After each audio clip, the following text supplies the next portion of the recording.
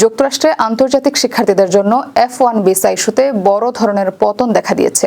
নতুন পরিসংখ্যান অনুযায়ী 2025 সালের সেপ্টেম্বর মাসে আগের বছরের তুলনায় ভিসা ইস্যু 18% কমেছে, যা উচ্চশিক্ষা খাতের জন্য উদ্বেগজনক সংকেত হিসেবে দেখা হচ্ছে। বিশ্লেষকরা বলছেন, গত গ্রীষ্মে ইতিমধ্যে প্রায় 36% পতনের পর এ নতুন ধাক্কা পরিস্থিতিকে আরও জটিল করেছে।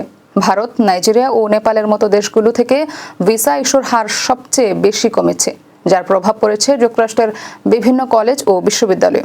শিক্ষা সংশ্লিষ্টরা জানিয়েছেন, আন্তর্জাতিক শিক্ষার্থীদের উপর নির্ভরশীল অনেক প্রতিষ্ঠান আর্থিক পরিকল্পনা ও ক্যাম্পাসের বৈচিত্র্য ধরে রাখতে সমস্যায় পড়ছে। বিশেষ করে নিম্ন র্যাঙ্কের ও আঞ্চলিক কলেজগুলো সবচেয়ে বেশি ক্ষতিগ্রস্ত হচ্ছে।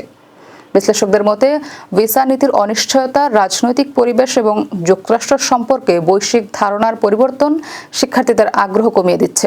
অনেক শিক্ষার্থী এখন যুক্তরাষ্ট্রের পরিবর্তে অন্য দেশ বেছে নিচ্ছে, এমনকি আবেদন করার আগেই সিদ্ধান্ত পরিবর্তন করছে।